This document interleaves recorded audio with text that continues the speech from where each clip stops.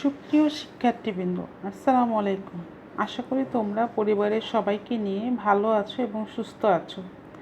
আমরা গত ক্লাসে ব্যাংক হিসাব খোলার পদ্ধতিগুলো দেখেছি, এছাড়া কিছু জ্ঞান অনুধাবনের প্রশ্ন নিয়ে আলোচনা করেছি। আজকে আমরা দেখব যে ব্যাংক হিসাবের প্রকারভেদ। আমি ভেরি ইম্পর্টেন্ট দিয়ে দিয়েছি, কারণ এই টপিকসটা থেকে তোমাদের সৃজনশীল প্রশ্নটা বেশি হয়। তো আমরা ব্যাংক হিসাবে প্রকারভেদে চলে যাচ্ছি। মেয়েরা দেখো, তোমাদের বইয়ে এরকম একটা ছক দেখতে পারবে।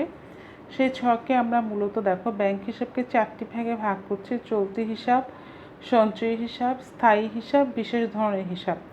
তো এই চলতি হিসাবের আবার 2টা ভাগ: সাধারণ চলতি হিসাব, বিশেষ চলতি হিসাব।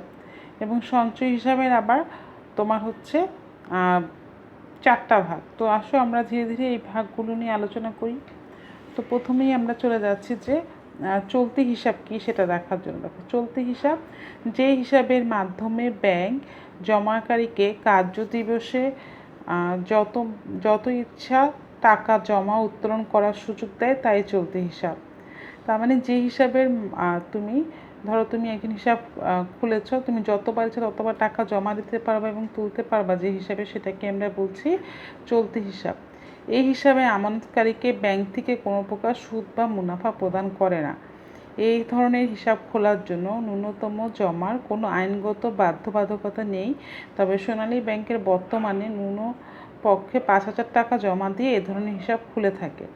আচ্ছা, তাহলে চলতি হিসাব কি? যে হিসাবে আমরা দিনে যতবার ইচ্ছা ততবার টাকা জমা এবং উত্তোলন করার সুযোগ পাবো, সেটাকেই বলছি আমরা চলতি হিসাব।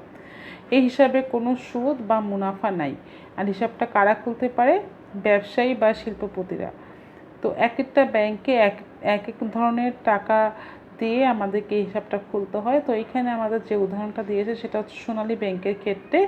সোনালী ব্যাংকে ন্যূনতম পক্ষে 5,000 টাকা জমা দিয়ে এই ধরনের অ্যাকাউন্ট বা হিসাব খোলা যায়। আচ্ছা, তো এখানে দেখো একটা কথা বলেছে পরে, সাধারণত শিল্পপতি ও ব্যবসায়ী শ্রেণীর জন্য এই হিসাব উপযোগী। এই হিসাবের বিপরীতে ব্যাংক আমানতকারীকে জমাদ্রব্য ঋণের সুযোগ দেয়। চলতি হিসাব 2 ধরনের হয়। তো জমাদ্রব্য ঋণ বলতে বোঝাচ্ছে যেই পরিমাণ টাকা অ্যাকাউন্টে আছে তার থেকে বেশি পরিমাণ টাকা ব্যবসায়ীরা চাইলে উঠাতে পারে। এটা এই জন্যই দেয় যেহেতু যারা চলতি হিসাব খোলে তাদের অ্যাকাউন্টে অনেক টাকা জমা থাকে এবং প্রতিনিয়তই টাকা আসা যাওয়ার মধ্যেই থাকে, কাজেই ব্যাংক তাদেরকে এই বিশেষ ধরনের সুবিধাটা দিয়ে থাকে। তো চলতি হিসাবকে আবার 2 ভাগে ভাগ করা হয়েছে। একটা হচ্ছে সাধারণ চলতি হিসাব আর একটা হচ্ছে বিশেষ চলতি হিসাব। তো আমরা সাধারণ চলতি হিসাব কি সেটা দেখি। অ্যাকচুয়ালি চলতি হিসাব বলতে সাধারণ চলতি হিসাবকেই বোঝায়, অর্থাৎ কার্য দিবস ও কর্মদিবসকালীন সময়ে গ্রাহক যতবার ইচ্ছা অর্থ উত্তোলন করতে পারে। গ্রাহক এই হিসাবে জমাকৃত অর্থের বিপক্ষে কোনো সুদ বা লাভ পায় না, বরং ব্যাংকিং নিয়মে বিভিন্ন চার্জ গ্রাহকদের নিকট থেকে ব্যাংক আদায় করে। মোট কথা, তোমার পরীক্ষায় যদি চলতি হিসাব কাকে বলে আর সাধারণ চলতি হিসাব কাকে বলে এই দুইটা আসে, যে কোনো দুইটা তোমার একটা উত্তর দিয়ে তুমি দুইটা লিখতে পারবে। চলতি হিসাবও যা, সাধারণ চলতি হিসাবও তা। তো দেখো, বিশেষ চলতি হিসাবটা কি? বিশেষ চলতি হিসাব বা স্পেশাল কারেন্ট অ্যাকাউন্ট যে সকল গ্রাহক ব্যাংকে চলতি হিসাব খুললেও প্রায়শই ব্যাংকে বড় পরিমাণ অর্থ জমা থাকে, সেই ক্ষেত্রে ব্যাংক অর্থ উত্তোলন করা হয়নি এরূপ দিন বা সপ্তাহকে স্বল্পকালীন আমানত হিসেবে গণ্য করে তার উপরে সুদ বা লাভ দিতে পারে। একে বিশেষ চলতি হিসাব বলে। দেখো, আমরা একটু আগে বললাম যে চলতি হিসাবে গ্রাহক দিনে যতবার ইচ্ছা তত টাকা জমা দিতে পারে এবং নিতে পারে। কিন্তু এরকম কিছু গ্রাহক আছে যারা ধরো ব্যাংকে হিসাব খুলেছে কিন্তু তাদের সব টাকাই প্রতিনিয়ত উঠানোর প্রয়োজন হয় না। এই সমস্ত গ্রাহক কি করে, তাদের অ্যাকাউন্টে বড় অঙ্কের টাকা জমা থাকে, ধরো 1 কোটি বা 10 লক্ষ 20 লক্ষ এরকম বড় অ্যামাউন্টের টাকা এক সপ্তাহ বা তার বেশি সময় অনেক সময় জমা থাকে। তো ব্যাংক কী করে, এই যেই সময়ের জন্য এত বড় একটা অ্যামাউন্ট জমা থাকে তার উপরে সুদ দেয়। একটু আগে আমরা পড়েছি কিন্তু চলতি হিসেবে সুদ নেই, কিন্তু বিশেষ চলতি হিসাবে কি আছে? সুদ আছে। আচ্ছা, এখন দেখো, একে বিশেষ চলতি হিসাব বলে। অবস্থা ভেদে এরূপ হিসাব স্বল্পমেয়াদী আমানত হিসাব বা এসটিডি অ্যাকাউন্ট বা স্বল্প বিজ্ঞপ্তির আমানত হিসাব বা এসএনডি অ্যাকাউন্ট, এই 2 নামে পরিচিত হতে দেখা যায়।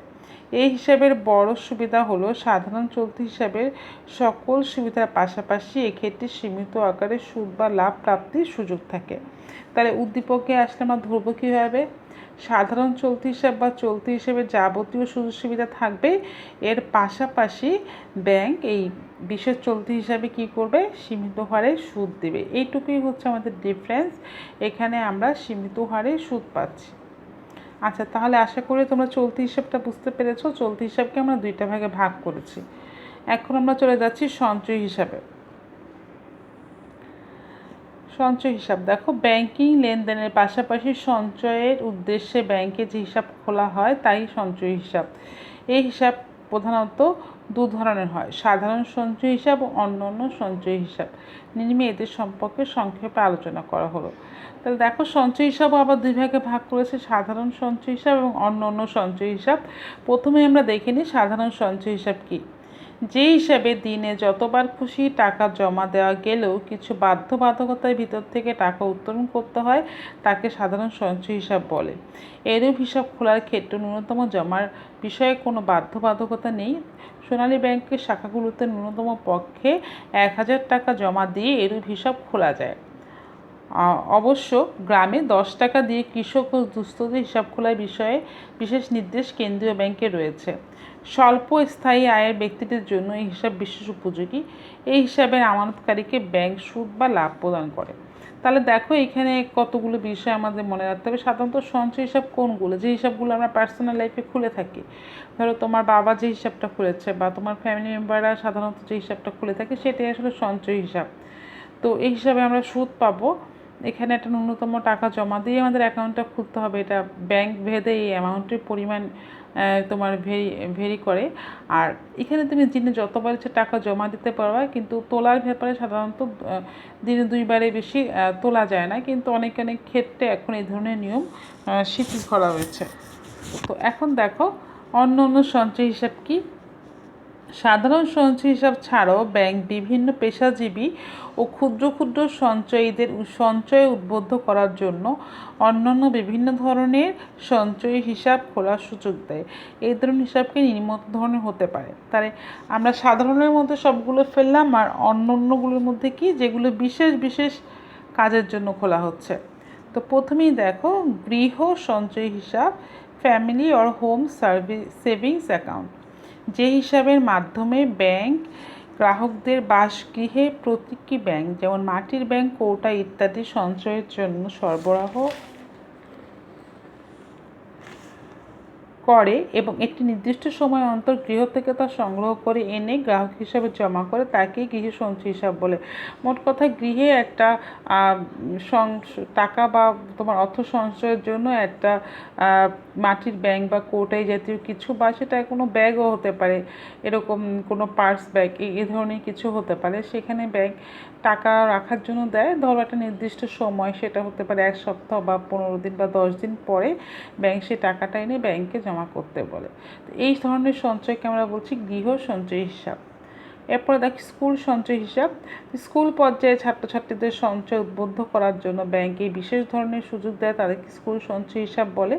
এরূপ ক্ষেত্রে স্কুল ব্যাংক শাখা খোলা হয়। ছাত্রছাত্রীরা তাদের টিফিনের পয়সা বাঁচিয়ে 2-5 টাকা করে এই হিসাবে টাকা জমা করে। তো স্কুল সঞ্চয় হিসাব তোমার হচ্ছে অনেক স্কুলে আছে, খোলা হয়। আবার তোমাদেরও আমি জানি ক্লাসে অনেকেরই স্কুল সঞ্চয় হিসাবটা আছে। তো বুঝতেই পারছো যে স্কুলের ছাত্রছাত্রীদের আসলে সঞ্চয় উদ্বুদ্ধ করার জন্য এই ধরনের সঞ্চয় হিসাব খোলা হয়েছে। আচ্ছা, মহিলা সঞ্চয় হিসাব। শুধুমাত্র মহিলাদের জন্য যে সঞ্চয় অভ্যস্ত করার জন্য যে হিসাব করা হয়েছে তাকে বলা হচ্ছে কি, মহিলা সঞ্চয় হিসাব। শ্রমিক সঞ্চয় হিসাব, নাম শুনেই বুঝতে পারছো, বিশেষত শিল্প অঞ্চলের প্রতিষ্ঠিত ব্যাংক শাখাসমূহ শ্রমিকদের সঞ্চয় উদ্বুদ্ধ করার জন্য যে বিশেষায়িত হিসাব খোলার বা লেনদেনের সুযোগ দেয় তাকে শ্রমিক সঞ্চয় হিসাব বলে। যেমন ধরো ইপিজেড এরিয়াতে তোমার হচ্ছে শ্রমিক সঞ্চয় হিসাবগুলো খুব বেশি দেখা যায়, যেহেতু কোনো অনেক সংখ্যক শ্রমিক আছে, একসাথে আছে, তাদের সঞ্চয় উদ্বুদ্ধ করার জন্য এই বিশেষ ধরনের হিসাব তোমার হচ্ছে শিল্প অঞ্চলে খোলার পারমিশন দেওয়া হয়। তো এই গেল আমাদের সঞ্চয় হিসাব এবং সঞ্চয় হিসাবের প্রকারভেদ। সঞ্চয় হিসাব আমরা কয় প্রকার পড়লাম? এটাও 2 প্রকার, সাধারণ আর অন্য অন্য। অন্য অন্যগুলোকে আবার আমরা কয় ভাগে ভাগ করেছি? 4 ভাগে। গৃহ, স্কুল, মহিলা, শ্রমিক। তো আমরা খুব সহজেই উদ্দীপকগুলো ধরতে পারবো আশা করি। দেখো, গৃহ বলতে যখন আমরা কীভাবে বুঝবো গৃহ, যখন বাসগৃহের কথা বলা হবে তখন সেটা কি গৃহ, বা একটা কৌটা দেওয়া হচ্ছে সপ্তাহান্তর বা মাসান্তর টাকা নিয়ে যাচ্ছে, সেটা কী হবে গৃহ। যখন স্কুলে ছাত্রছাত্রীদের উদাহরণ আসবে, টিফিনের টাকা বাঁচিয়ে জমা রাখছে, এই ধরনের উদাহরণ আসবে, তখন আমরা ধরে নেব এটি স্কুল সঞ্চয়ী। আর শুধুমাত্র মহিলাদের ফোকাস করে কোনো উদ্দীপক আছে সেটা আমরা ধরে নেব কি মহিলা সঞ্চয়ী। আর বিশেষ এরিয়া আমি যেমন উদাহরণ দিলাম, ইপিজেড এরিয়া, শিল্প এরিয়া, এই ধরনের এরিয়া শ্রমিকদের হিসাবে তোমার উদ্বুদ্ধ করার জন্য যে হিসাব খোলা হচ্ছে সেটাই কি শ্রমিক সঞ্চয়ী। তো এই কথাগুলো তোমরা মনে রাখলে আমি আশা করছি খুব সহজেই তোমরা উদ্দীপকগুলো ধরতে পারবে। আচ্ছা, তাহলে আমাদের সঞ্চয় হিসাব শেষ, আমরা চলে যাচ্ছি স্থায়ী হিসাবে। তো স্থায়ী হিসাব কি? যে হিসাবে এটি নির্দিষ্ট মেয়াদের জন্য টাকা জমা রাখা হয় এবং মেয়াদ পূর্তির আগে সাধারণত অর্থ উত্তোলন করা যায় না, তাকে স্থায়ী হিসাব বলে। এটা নিম্নোক্ত দু ধরনের হতে পারে। সাধারণ স্থায়ী হিসাব, যে হিসাবের মাধ্যমে ন্যূনতম 1 মাস এবং সর্বোচ্চ 10 বছর সময়ের জন্য অর্থ জমা রাখা যায়, তাকে সাধারণ স্থায়ী হিসাব বলে। এই হিসাবে আমানতকারী ব্যাংক একটি স্থায়ী আমানত রসিদ বা এফডিআর প্রদান করে। মেয়াদ শেষে গ্রাহক এই রসিদ ভাঙিয়ে অর্থ উত্তোলন করে। এতে সুদ বা লাভের হারের তারতম্যের উপর মেয়াদের উপর নির্ভর করে। তো দেখো, এটা আসলে সাধারণত তুমি 1 মাস থেকে শুরু করে 10 বছরের জন্য হিসাবটা খুলবা, এবং তোমার মেয়াদ যত বেশি হবে তোমার সুদের পরিমাণ তত বেশি হবে।